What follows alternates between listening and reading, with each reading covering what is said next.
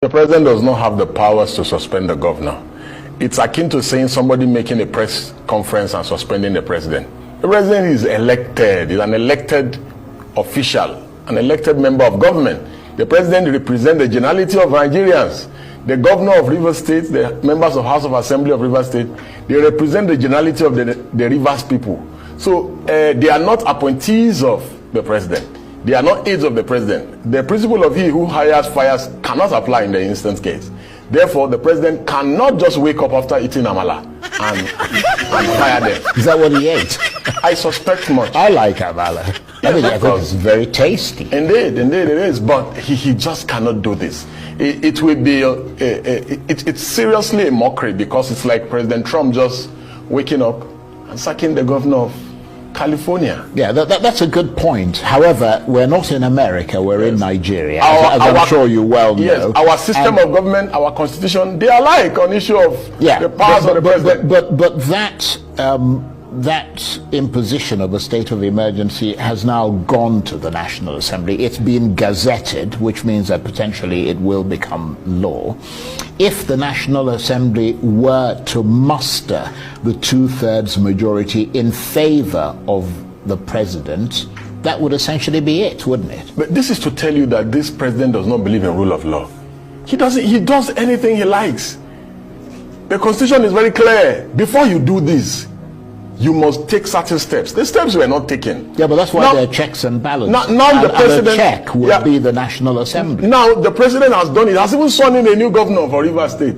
Well, he's sworn in an administrator. Yeah, he's a governor. So he has sworn in a new governor. I like that. He has sworn in a new governor for Rivers State. He has not gotten the 2/3 majority, but he has done it anyway. So what he's saying is, I don't need the National Assembly for anything. I don't even need the electorate. The people of Rivers State who voted, Sim Fubara, who also voted for Bola Ahmed Tinubu, he's saying he doesn't need them.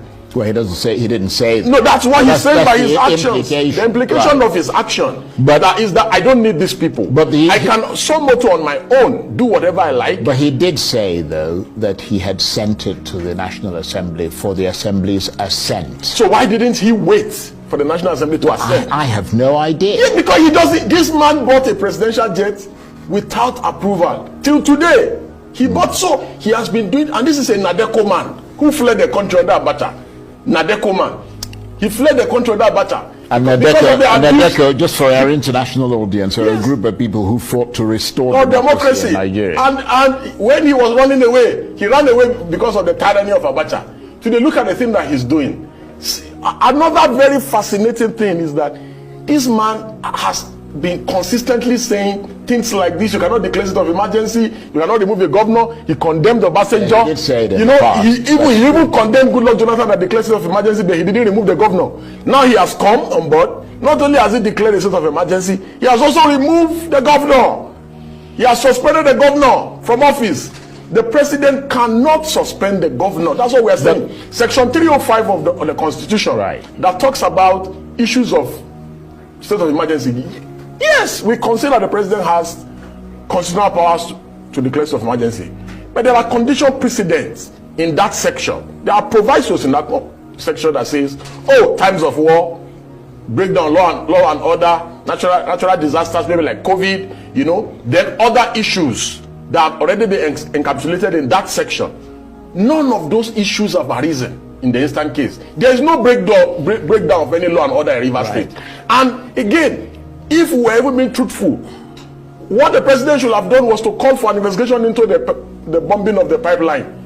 I mean, Wike should be the #1 prime target of the person to be investigated. Yes, Wike is the minister of minister who is the person of FCT. Who Yes, is the person. Political conflict. Yes, he's the person who is likely to benefit. Right. Is the person who is likely to benefit. Okay, well let me. There is political instability in Rivers State. Let me ask you this. And is the person benefited now? Because I mean, we have to move on a practical level. I mean, I understand the points that you're making, but practically speaking, that issue has been sent to the National Assembly.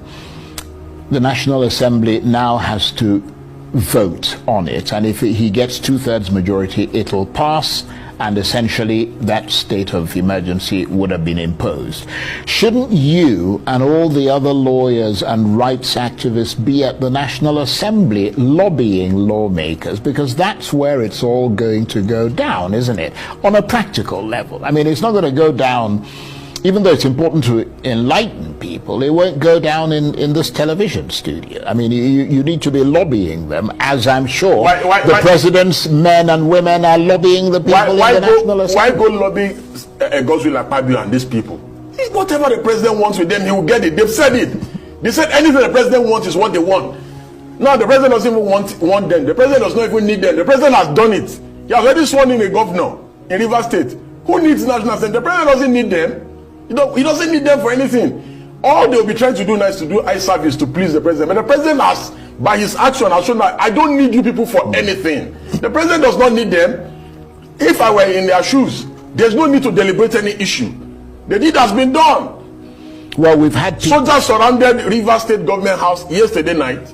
Surrounded the governor. Yeah, well, Governor Sim Fubara. To be fair, Governor Sim Fubara is still the governor of Rivers State as of today, constitutionally speaking. Right. What Governor Sim Fubara needs to do is, both Governor Sim Fubara and the Rivers State government should approach the Supreme Court. Right. For interpretation. I was going to ask you, because I mean, let me just clarify some points. To be fair, our reporter went to Government House, and that there were no soldiers surrounding Government House, but I wanted there are news reports to this effect. Yeah, there were reports. There are news reports but those reports were not news verified. Reports to this effect. I don't know if they've gone there today. The soldiers surrounded the Government House, and so the governor should go to approach the Supreme Court to ask the Supreme Court whether the president has the power to remove him. That's what I was going to ask. Whether the president has the power to remove him via a press conference. That's what I was going to ask you, because you are among, I mean, the Nigerian Bar Association, opposition parties have all challenged this decision to impose a state of emergency. I was going to ask you, can you still go to court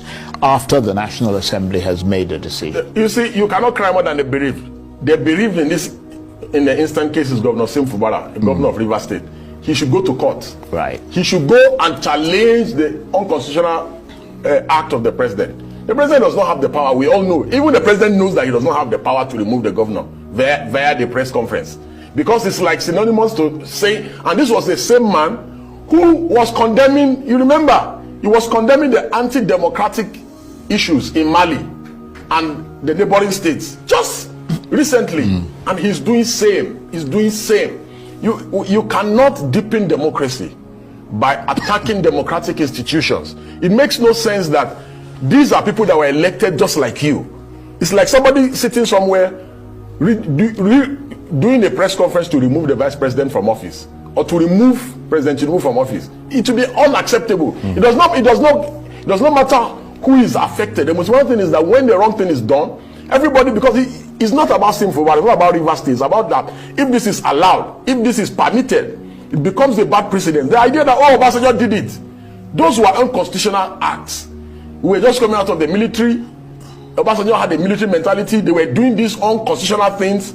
But Nigeria has gone beyond. After all, state of emergency was declared under the Goodluck Jonathan, but the governor was not suspended or removed from office. So it was a different situation, there, wasn't it? In fact, this situation is not even up to that one. Right. And the provision for removing the governor is there in the Constitution, Section 188 of the Constitution. If you want to remove the governor, impeach him, or the governor can be removed via the proceedings in court, either pre-election or post-election issues. Okay. But none of those issues or instances have arisen on Rivers, and the president has removed him.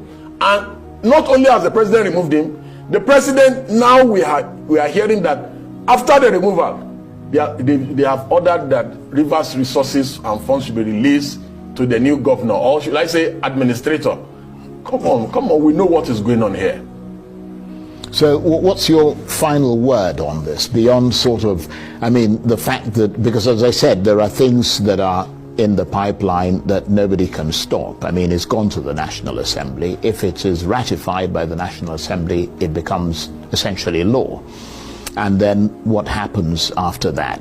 Potentially, the aggrieved party, if there is one, can challenge it in the Supreme Court, but purely for a constitutional interpretation. You see, the president must know that there's nothing that Wike is doing to him or telling him today that will be remembered for posterity's sake. The person that will be remembered for all these unconstitutional acts is the president. The president must stop continually listening to people that are giving him bad advice. People are watching, the Americans, the Europeans, everybody is watching and wondering what is wrong with this man. Even the children are watching, his kids are watching. You have stood against this president. Is someone who has been consistent to be saying anti-democratic steps are wrong. You have stood against things like this in the past. You have condemned them. Why all of a sudden are you doing the same thing that you have condemned? Okay. And why the president can reverse some of these steps? And if he reverses them, it will be a plus for him. And there's nothing wrong in saying, oh, I was ill-advised, I made a poor judgment on this particular issue, and I'm reconsidering. Oh, after careful understanding of what is going on, in 2 weeks, in a week's time, and the president. We're going to be watching that space very closely. But I want to thank you very much indeed for coming in. Deji Adeyanju is a lawyer and a good governance